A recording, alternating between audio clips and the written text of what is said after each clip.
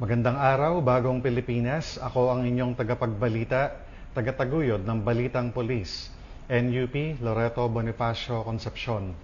At ngayong araw ng Miyerkules, makakasama nating muli bilang special guest co-host, walang iba kundi si Miss Luis Susain Alba Lopez, former Mrs. Asia Pacific All Nations and Luminous Woman of the Year 2023. Magandang umaga sa iyo, Miss Shin.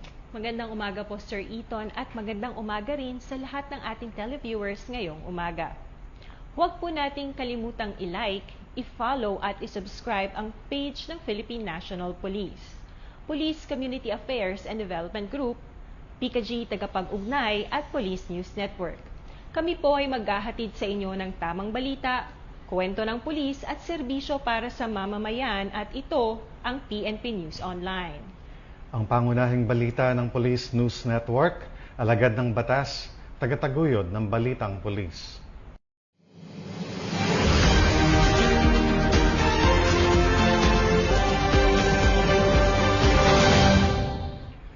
Philippine National Police kinondena ang pagpapakalat ng peking post online sa social media. Nagpapaalala naman ang mga otoridad na maging mas mapanuri at responsable sa paggamit ng social media, lalo na sa pagbabahagi at pagpapaniwala sa mga impormasyong nakikita online. Hinihikayat ang mamamayan na ugaliing i-verify muna ang pinagmulan at katotohanan ng mga post bago ito i-share o paniwalaan, upang maiwasan ang pagkalat ng maling impormasyon, fake news at mga balitang maaaring magdulot ng kalituhan at pangamba sa publiko. Patrolman Adrian Dayaw, magbabalita. Maraing kinondena ng Philippine National Police ang kumakalat na social media post na maling nagpapakita na ito ay nagmula sa PNP, na ang nilalaman sa naturang post ay handa na ang PNP para ipatupad ang anumang ipalalabas na warrant of arrest ng International Criminal Court laban kay Senator Ronald Bato de la Rosa. Ayon sa PNP, hindi umano ito inilabas ng alinmang opisyal na communication platforms ng ahensya at hindi rin sumasalamin sa opisyal na posisyon o polisiya ng organisasyon. Nagbabala rin ng PNP laban sa nagpapakalat ng maling impormasyon na maaring magdulot ng kalituhan sa publiko. Paalala ng ahensya, maaring managot sa ilalim ng Cybercrime Prevention Act of 2012 ang sinumang mapapatunayan na gumagawa at nagpapakalat na peking post online. Hinimok naman ng pambansang pulisya ang publiko na tiyakin sa opisyal at beripikadong social media accounts lamang ng PNP kumuha ng impormasyon habang patuloy ang kanilang monitoring at investigasyon sa pinagmulan ng naturang post. Ito ang bagong PNP para sa bagong Pilipinas, serbisyong mabilis, tapat at nararamdaman.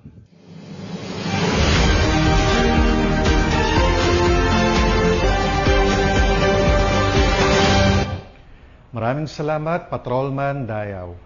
Hindi na nakapalagpa ang 3 drug suspects matapos ang buy-bust operation ng Virac PNP.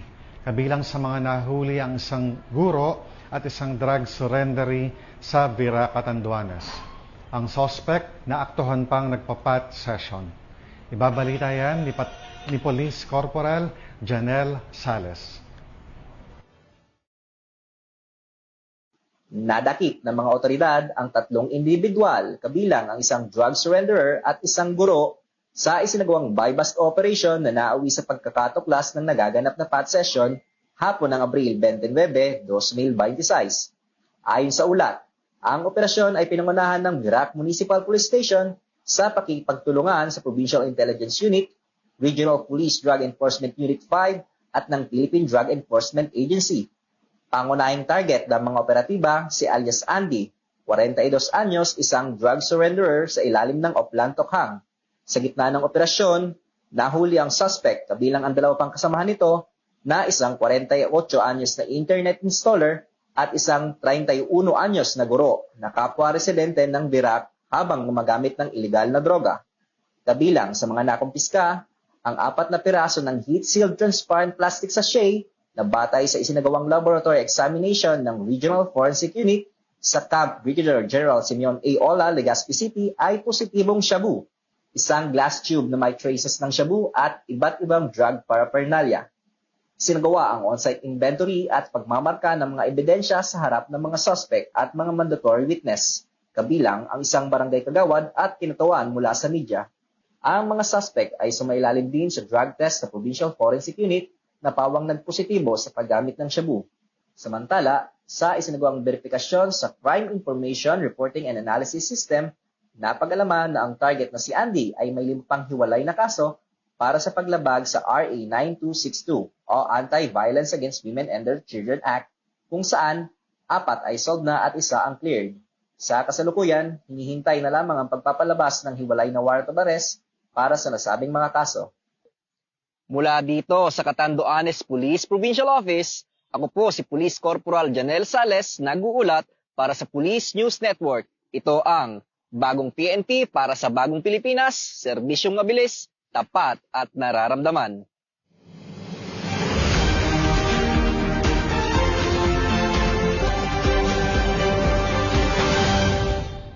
Maraming salamat, Police Corporal Sales. Arestado ang top 1 most wanted person ng lalawigan ng Catanduanes na may patong-patong na kaso kabilang ang 4 counts ng statutory rape. Sa operasyon ng Panganiban PNP, katuwang ang Catanduanes 2nd Provincial Mobile Force Company sa Quezon City. Police Master Sergeant Shali Marie Meliendez sa detalye. Sa Barangay Holy Spirit, Quezon City na natunton at nadakip ng mga operatiba ng Catanduanes Police Provincial Office ang number 1 provincial most wanted person ng lalawigan matapos ang isinagawang joint police operation. Ang suspect na isang 20 anyos na lalaki ay naiulat na nagtago sa Metro Manila bago pa man opisyal na ilabas ang mga warrant laban sa kanya. Based on information received by this office from our BIN, that said suspect was cited at Barangay Holy Spirit, Quezon City. Agad na ikinasa ng Panganiban Municipal Police Station sa ilalim ng pamumuno ni Acting Chief of Police, Police Captain Marlon M. Dungkilab, katuwang ang Catanduanes 2nd Provincial Mobile Force Company sa pamumuno ni Acting Force Commander Police Major Lester B. Kililan, ang isang operasyon kasunod ng natanggap na impormasyon tungkol sa kinaroroonan ng suspect. Nakipag-ugnayan din ang Catanduanes Police sa Holy Spirit Police Station 14 ng Quezon City Police District sa ilalim ng pangangasiwa ni Station Commander Police Lieutenant Colonel Jeffrey R. Gamboa, kung saan matagumpay ngang natunton ng mga operatiba ang suspect. With the help of our counterpart from Station 14, QCPD, and with the help of Provincial Intelligence Unit and Catanduanes 2nd PNP, with the guidance of our Provincial Director, Police Colonel Elmer Sereno, that lead to the arrest of the said suspect. Batay sa warrant of arrest, nahaharap ang suspect sa patong-patong na kasong kriminal, kabilang ang 4 counts ng statutory rape na may criminal case numbers 11796 hanggang 11799 dahil sa pang-aabuso sa isang 17 anyos na biktima. Walang piyansa para sa nasabing kaso. Mayroon din siyang isa pang kaso dahil naman sa paglabag sa Section 5I ng Republic Act 9262 o Anti-Violence Against Women and Their Children sa ilalim ng criminal case number 11795 na may inirekomendang piyansa na 2,000 piso. Samantala, base sa isinagawang verifikasyon sa Crime Information Reporting and Analysis System o CIRAS, ay natuklasan mayroon pa siyang hiwalay na kaso ng qualified trespass to dwelling na may inirekomendang piyansa na 18,000 piso. Binasahan ang suspect ng kanyang karapatan sa ilalim ng konstitusyon matapos ang pag-aresto bago dinala sa Quezon City General Hospital para sa physical at medical examination. Isinailalim din siya sa booking procedure at ibinahay pabalik sa probinsya para sa kauklang disposisyon at pagpipresenta sa hukuman. Mula dito sa Catanduanes PPO, ako po si Police Master Sergeant Shali Meliendez, nag-uulat para sa Police News Network. At ito ang bagong PNP para sa Bagong Pilipinas, serbisyong mabilis, tapat at nararamdaman.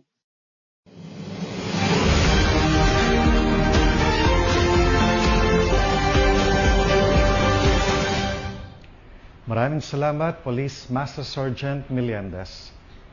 Alamin natin ang panibagong update ng National Capital Region Police Office o NCRPO kaugnay sa isinasagawang PNP Recruitment 2026 para sa mga nais maging bahagi ng hanay ng Philippine National Police. Ang balitang ito, hatid ni Police Chief Master Sergeant Mauricio Ruiz. Worth it po lahat ng pagod. Thank you. So updates muna tayo para sa PNP Recruitment 2026. Siyempre partner, alamin natin yung mga pumasa sa BMI at saka sino yung magpe-perform para sa physical agility test ng 2026 quota. So sino nga ba yung ating bagong PRSU NCR? Okay, makakausap po natin si Police Colonel Arnel De Jesus. Siyempre, ang NAPOLCOM representative na si Attorney Ray Delgado. Alamin po natin ang kanyang mensahe para sa ating mga applicant ngayong recruitment 2026. Sa palagay niyo po, nakapaghanda ba yung ating mga police applicants ngayong 2026? So far sa observation ko, mayroon namang hindi talaga nakapaghanda kasi yung may mga nagbabagdown pa rin sa agility natin. Pero sa nakikita ko, ito yung mga first timer. Yung mga talagang nag-excel talaga sa agility ay yung mga second timer o talagang may pinagandaan talaga nila sa darating nitong recruitment. So sir, sa kabuuan sir, ilan po ba yung pumasa sa ating body mass index sir? So sa kabuuan natin, mayroon tayong 2,132. Sama dito yung regular at saka attrition quota. So sir, doon naman po sa physical agility test, ilan po yung kabuuan na nag-perform na mga pumasa galing po sa BMI sir? So far kasi ang natapos pa lang ngayon ay yung yung regular. So mayroon tayong 416 na pumasa doon sa sa agility nila. Ngayon pa lang magi-start din yung yung Southern Police District. So matatapos ito ngayong araw yung kabuuan ng mga Southern Police District. Gusto kong pasalamatan dahil full force kami dito. Nandito yung presence ni Vice Chairman si Attorney Delgado, Vice Chairman namin sa Regional Screening Committee. Nandito rin yung full force din yung mga RMDO. So nandito rin yung taga-RMFB na nakadiay sa atin para tumulong, para mag-assist dito, mag-facilitate sa amin. So taga-IMIG, andito rin yung taga-IMIG kasi kailangan din yung presence sa mga taga-IMIG para makita nila yung performance o yung mga pag may negative pa silang nakikita at least nakakapag sila, salita sila. Ako po, si Police Chief Master Sergeant Mauricio Bonilla Ruiz. At ako naman po si Patrolwoman Ronaldin Tanggiak. Alagad ng batas, tagataguyod ng balitang pulis.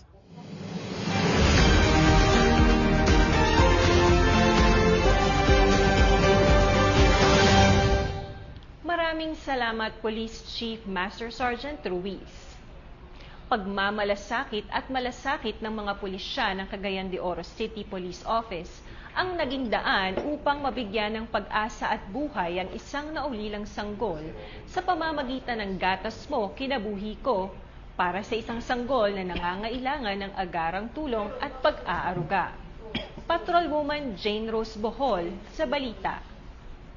Mula sa isang malungkot na trahedya, isang bayanihan ang umusbong upang magbigay ng pag-asa at bagong buhay para sa sanggol na nakaligtas matapos pumanaw ang kanyang ina habang nanganganak ng mag-isa sa isang boarding house sa Barangay Bulwa noong Abril 27. Bilang tugon sa agarang pangangailangan ng sanggol, nagsagawa ang Cagayan de Oro City Police Office sa ilalim ng pamumuno ni Police Colonel Dexter J. Pahe, City Director, ng Breast Milk Donation Drive na pinamagatang Gatas Mo, Kinabuhi Ko. Noong Mayo 6, 2026, pinangunahan ang humanitarian activity ni na Police Captain Imadita M. Simon, GAD PCO, katuwang si Police Master Sergeant Liana Sol Jovita, isa sa mga kinikilalang 2024 Metro Bank Foundation Outstanding Filipino Awardees sa pakikipag-ugnayan sa Bulwa Barangay Health Center. Nagkaisa ang mga personnel ng Kukpo at mga lactating mothers mula sa Barangay Bulwa upang voluntaryong magbahagi ng breast milk Ang simpleng donasyong ito ay nagbahagi ng simbolo at malasakit, pagkakaisa at pagmamahal ng komunidad para sa isang sanggol na maagang naulila.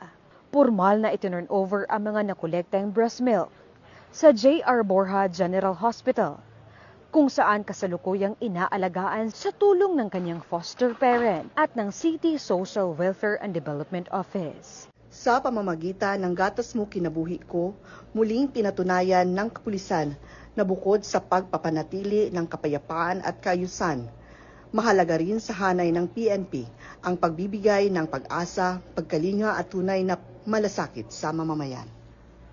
Sa likod ng isang masakit na kwento, ipinakita ng komunidad at ng kapulisan na sa panahon ng pangangailangan, may mga pusong handang magbigay buhay at pag-asa. Mula dito sa inyong higalang pulis, Regional Office 10 Public Information Office, ako ang inyong PNN correspondent, Patrolwoman Jane Rose Bohol, alagad ng batas, tagataguyod ng balitang pulis.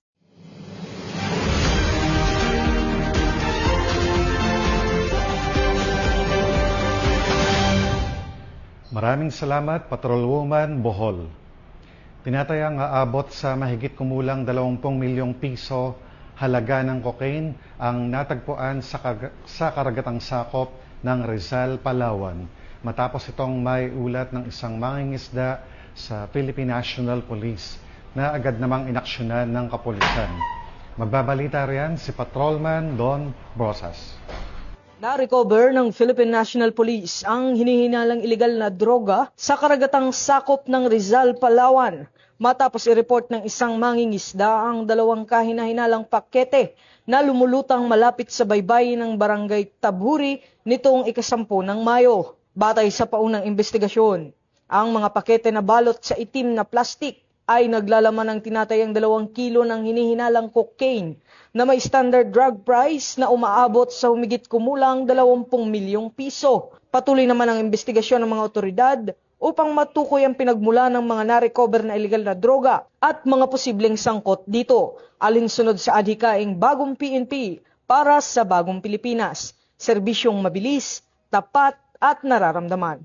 Mula rito sa PNP National Headquarters, ako ang inyong PNN correspondent, Patrolman Don Brosas, alagad ng batas, tagataguyod ng balitang pulis.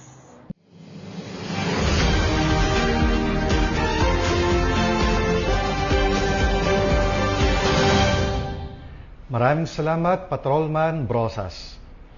Arestado ang isang 23 anyos na babae sa isinagawang entrapment operation ng Regional Anti-Cybercrime Group 6 dahil sa umano'y pagkakasangkot sa pambabugaw ng mga kababaihan gamit ang iba't ibang online platforms sa Oton, Iloilo.